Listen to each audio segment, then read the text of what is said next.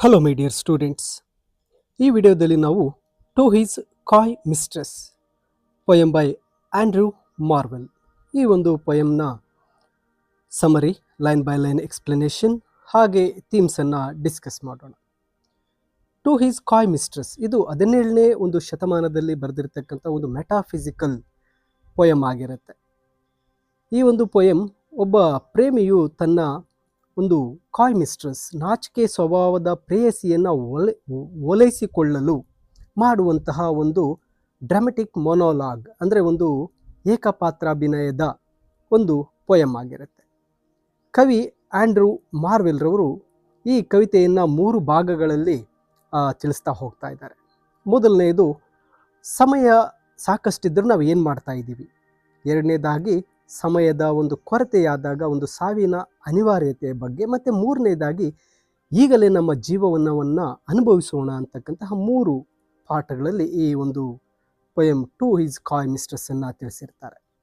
ಇನ್ನು ಈ ಒಂದು ಪದ್ಯಕ್ಕೆ ಬಂದಾಗ ಇದರ ಒಂದು ಮೇನ್ ಥೀಮನ್ನು ಗಮನಿಸಿದಾಗ, ಕಾರ್ಪೆ ಡೈಮ್ ಇದು ಲ್ಯಾಟಿನ್ ಪದವಾಗಿದ್ದು, ಇಂದಿನ ದಿನವನ್ನು ಸರಿಯಾಗಿ ಉಪಯೋಗಿಸ್ಕೊಳ್ಳಿ ಅಥವಾ ಸಮಯ ಮೀರುವ ಮುನ್ನವೇ ಜೀವನವನ್ನು ಆನಂದಿಸಿ ಅಂತಕ್ಕಂತಹ ಅರ್ಥ ಬರುತ್ತೆ.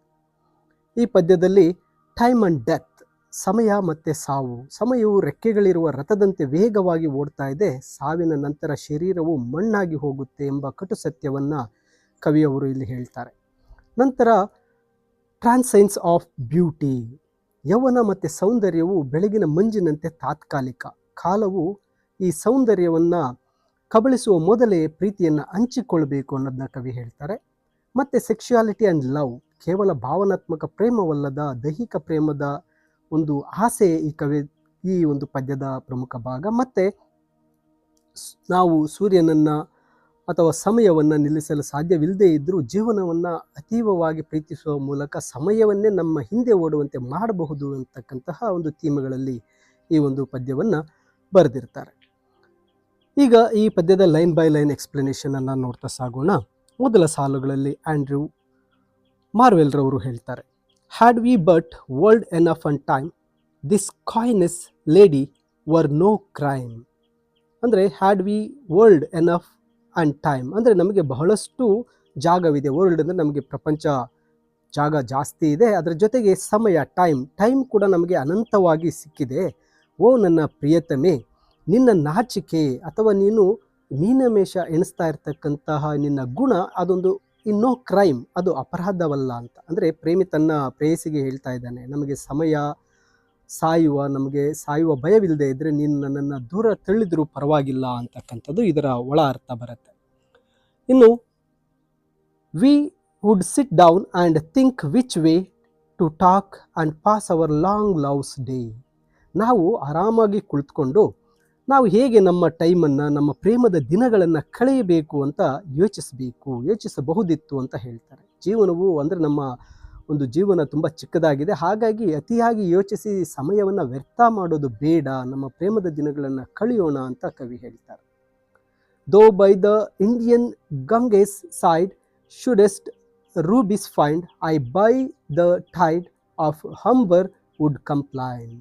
ಇಲ್ಲಿ ಪ್ರೇಯಸಿಗೆ ಹೇಳ್ತಾರೆ, ನೀನು ಭಾರತದ ಗಂಗಾ ನದಿಯ ತೀರದಲ್ಲಿ ಕುಳಿತು ಈ ಮುತ್ತು ರತ್ನಗಳು ಮಾಣಿಕ್ಯಗಳನ್ನು ಹುಡುಕಬಹುದು, ನಾನು ಇಂಗ್ಲೆಂಡ್ನ ಹಂಬರ್ ನದಿಯ ದಡದಲ್ಲಿ ಕುಳಿತು ನಿನ್ನ ವಿಹಾರದಲ್ಲಿ ಆಡಬಹುದು, ಅಂದರೆ ನಿನ್ನ ವಿರಹದಲ್ಲಿ, ನಿನ್ನ ನೆನಪಿನಲ್ಲಿ ನಾನು ಆಡಬಹುದು ಅಂತ. ಪ್ರಪಂಚದ 2 ತುದಿಗಳಲ್ಲಿದ್ದರೂ ಕೂಡ ನಾವು ಕಾಲವನ್ನು ನಿಧಾನವಾಗಿ ಕಳೆಯಬಹುದು ಅಂತ ಇದರ ಅರ್ಥ ಬರುತ್ತೆ. I would love you 10 years before the flood and you should if you please refuse till the conversion of the Jews. ಅಂದರೆ ಪ್ರಳಯಕ್ಕಿಂತ 10 ವರ್ಷಗಳ ಮೊದಲೇ ನಾನು ನಿನ್ನನ್ನು ಪ್ರೀತಿಸಲು ಶುರು ಮಾಡಿಬಿಟ್ಟಿದ್ದೇನೆ, ಮತ್ತು ಜಗತ್ತಿನ ಅಂತ್ಯದವರೆಗೂ ನಿನ್ನ ಪ್ರೇಮವನ್ನು ತಿರಸ್ಕರಿಸಬಹುದಿತ್ತು ಅಂತ. ಇತಿಹಾಸದ ಆರಂಭದಿಂದ ಅಂತ್ಯದವರೆಗೂ ನಿನಗಾಗಿ ನಾನು ಕಾಯಲು ಸಿದ್ಧನಿದ್ದೇನೆ ಅಂತ ಈ ಸಾಲಲ್ಲಿ ಹೇಳ್ತಾರೆ.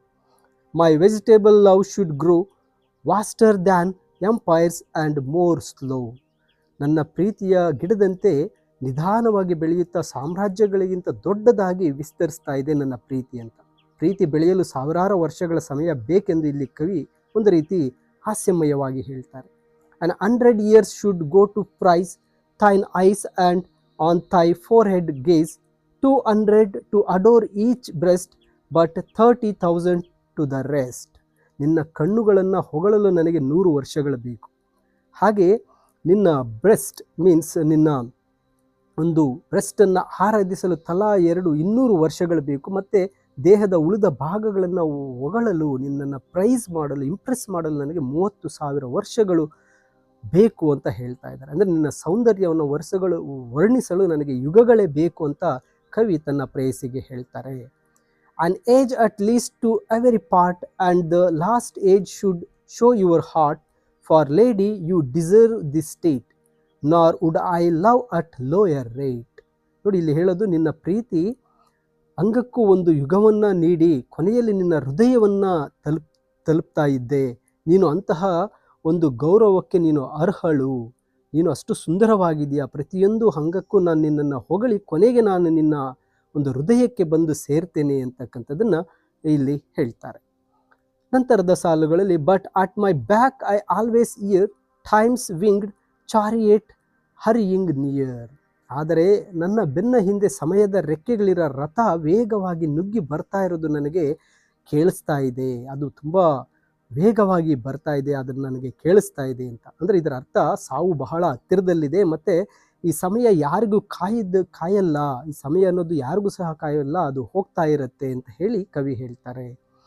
And yonder all before us lie deserts of vast eternity, thy beauty shall no more be found. ನಮ್ಮ ಮುಂದೆ ಅನಂತವಾದಂತಹ ಒಂದು ಶೂನ್ಯ ಅಥವಾ ಒಂದು ಸಾವು ಕಾಯ್ತಾ ಇದೆ. ಅಲ್ಲಿ ನಿನ್ನ ಸೌಂದರ್ಯ ಉಳಿಯೋದಿಲ್ಲ, ಅಲ್ಲಿ ಸೌಂದರ್ಯ ಅನ್ನೋದು ಕಾಣೋದಿಲ್ಲ ಅಂತ್ಯದಲ್ಲಿ ಅಂತ ಹೇಳ್ತಾರೆ. Nor in thy marble vault shall sound my echoing song, then worms shall try that long preserved virginity. ನಿನ್ನ ಆ ಕಲ್ಲಿನ ಸಮಾಧಿಯಲ್ಲಿ ನನ್ನ ಪ್ರೇಮ ಗೀತೆಗಳು ಕೇಳಿಸೋದಿಲ್ಲ, ಅಲ್ಲಿ ಹುಳುಗಳು ನಿನ್ನ ಶರೀರವನ್ನು ತಿಂದು ಹಾಕ್ತವೆ ಅಂತ.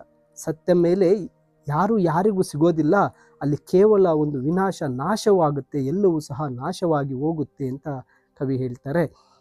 The grave's fine and private place, but none I think do there embrace. ಇಲ್ಲಿ ಸಮಾಧಿಯು ಒಂದು ಖಾಸಗಿಯಾಗಿರಲು, ಪ್ರೈವೇಟ್ ಪ್ಲೇಸ್ ಆಗಿರಲು ಒಂದು ಒಳ್ಳೆಯ ಜಾಗವೇ ಇರಬಹುದು, ಆದರೆ ಅಲ್ಲಿ ಯಾರೂ ಸಹ ಪರಸ್ಪರ ಬಂದು ಅಪ್ಪಿಕೊಳ್ಳಲು, ಪ್ರೀತಿ ಮಾಡಲು ಸಾಧ್ಯ ಇಲ್ಲ ಅಂತಕ್ಕಂಥದ್ದನ್ನು ಹೇಳ್ತಾರೆ. ನಂತರ ಕೊನೆಯ ಭಾಗದಲ್ಲಿ carpe diem seize the day, ಅಂದರೆ ಈಗಲೇ ಪ್ರೀತಿ ಮಾಡೋಣ ಅಂತ ಈ ಸಾಲುಗಳಲ್ಲಿ ಹೇಳ್ತಾರೆ. Now therefore while the youthful you sit on thy skin like morning dew, now let us sport us while we may. ಈಗ ನಿನ್ನ ಮೇಲೆ, ಅಂದರೆ ನಿನ್ನ ಒಂದು ಯೌವನದ ಹೊಳುಪಿರುವಾಗಲೇ, ನೀನು ಒಳ್ಳೆಯ ಒಂದು ಯುವತಿಯಾಗಿರಬೇಕಾದ್ರೆ, ಯೌವನದಲ್ಲಿ ಇರುವಾಗಲೇ ಬಾ, ನಾವು ನಮ್ಮ ಒಂದು ಪ್ರೇಮವನ್ನು ಸಂಭ್ರಮಿಸೋಣ, ನಮ್ಮ ಪ್ರೀತಿಯನ್ನು ನಾವಿಬ್ಬರು ಎಂಜಾಯ್ ಮಾಡೋಣ ಅಂತ ಕರೀತಾ ಇದ್ದಾರೆ. And now like amorous birds of prey, rather at once our time devour than languish in his slow chopped power.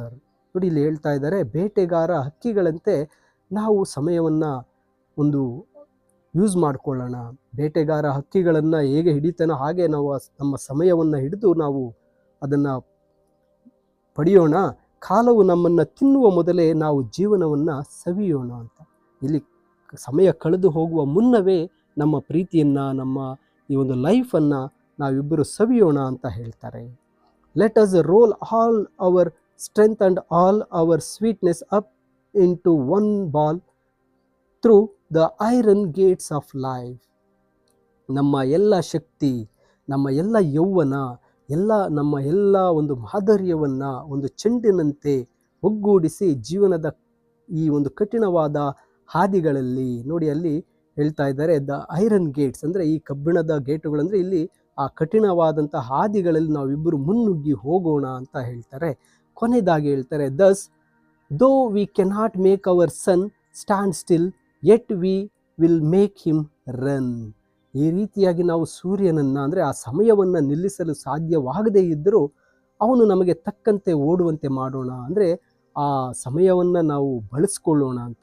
ಜೀವನವನ್ನು ಸಂಪೂರ್ಣವಾಗಿ ಸವಿಯೋ ಮೂಲಕ ನಾವು ಆ ಸಮಯದ ಮೇಲೆಯೇ ಗೆಲುವನ್ನು ಸಾಧಿಸೋಣ. ಆ ಟೈಮನ್ನು ಟೈಮ್ ಕಳೆದು ಹೋಗುವ ಮುಂಚೆ ಆ ಸಮಯವನ್ನು ಬಳಸಿಕೊಂಡು ನಮ್ಮ ಜೀವನವನ್ನು ಸವಿಯೋಣ, ಆ ಟೈಮನ್ನು ನಾವು ಗೆಲ್ಲೋಣ ಅಂತ ಇಲ್ಲಿ ಕವಿ Andrew ಮಾರ್ವೆಲ್ರವರು to his coy mistress, ನಾಚಿಕೆ ಪಡ್ತಕ್ಕಂತಹ ತನ್ನ ಒಂದು ಪ್ರೇಮಿಯ ಬಗ್ಗೆ ಈ ಒಂದು ಪದ್ಯವನ್ನು ಬರೆದಿರ್ತಾರೆ. ಮೈ ಡಿಯರ್ ಸ್ಟೂಡೆಂಟ್ಸ್, ಇದರ ಒಂದು ಸಮರಿ, ಥೀಮ್ಸ್ ಎಲ್ಲವೂ ಸಹ PDF ಈ ವಿಡಿಯೋದ ಡಿಸ್ಕ್ರಿಪ್ಷನಲ್ಲಿದೆ, ಡೌನ್ಲೋಡ್ ಮಾಡ್ಕೊಳ್ಳಿ.